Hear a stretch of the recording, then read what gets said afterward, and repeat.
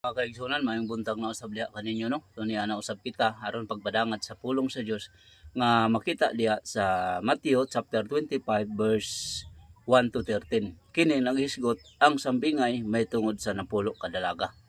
So ato kining tukion karon ug ato kining pagabasahon.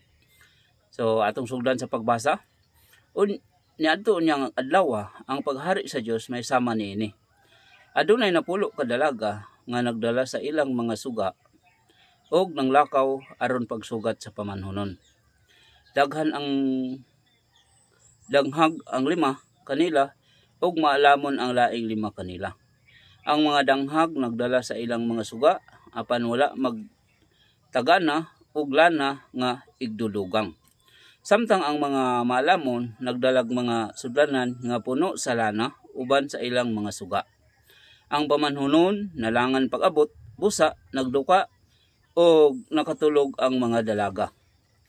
Tungang gabi nakadto sa dihang milanog ang usa ka singgit, aniya na ang pamanhunon, dali kamo og sugata siya.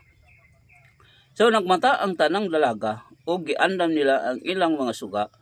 Unya ang mga daghag maingon sa mga maalamon, hatagi kami gyutay sa inyong lana kay hapit na mga palong ang among mga suga.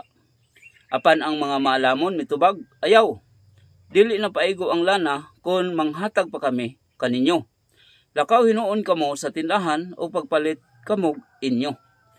Busa ang mga danghag nga dalaga milakaw aron pagpalit og lana. Sa wala na sila didto, miabot ang pamanhunon. Ang 5 ka dalaga nga nakapangandam mikuyog kaniya pagsulod ngadto sa kumbira sa kasal og gisirhan ang pultahan. Unya miabot ang ubang mga dalaga og misangpit sila, Sir, pasudla kami. Apan ang pamanhunon mitubag, wala ako makaila kaninyo.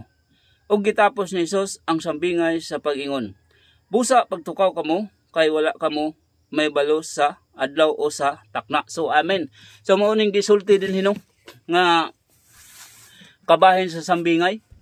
So kung dili nato kini masabtan, so unsaon nato pagpangandam niini? No? Kay ngano na ay gihisgutan dinhi nga suga, lamparahan. Na ay gihisgutan dinhi nga lana, no? Para musiga ang suga kinahanglag lana. So kinsa ba kini nga pamanhunon, no? Unsa ba kini nga kasalan nga may tabo?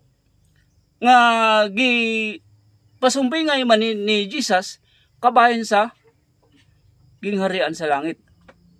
No? So kung na nato kani masabti, unsa na to pagpangandam? Di ba po?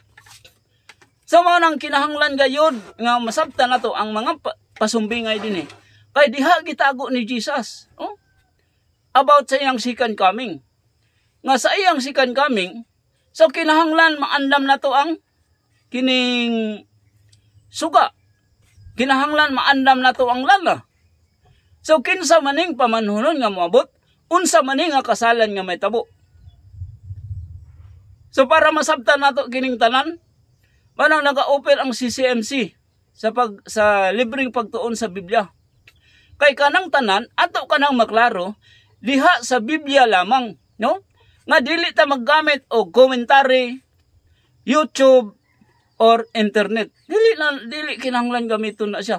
Tungod kay ang tanan nga meaning sa mga parable nga gisgutan dinhi naa tanan sa Biblia. So di ba gikinahanglan kayo nato mga kaigsunan nga masabtan ang pasumbingay? Kay kung dili nato masabtan ang pasumbingay, so kung sa exam pa na nagbintot-bintot lamang kita about sa pag-abot sa takna sa pagbalik ni Jesus. Pero kung atong nasabtan ang mga pasumbingay, no? Kabahin sa iyang paghari. So, ato agay kining mapangandaman. Pareha sa kung masabtan nato unsa ang kining suga diha nga gisgutan, no? Kabahin sa napulo ka dalaga, no? So atong tingaon mga kaigsunan, nga diin dili ta mabilong dito sa danghag, no? Kay kung mabilong ta sa danghag, nay kalaglagan ang may tabo. So kana lang mga kaigsunan, hinaot nga kini nga pagtulunan O kini nga pulong karon nakahatag kaninyo og pagtulunan nini nga kabuntagon.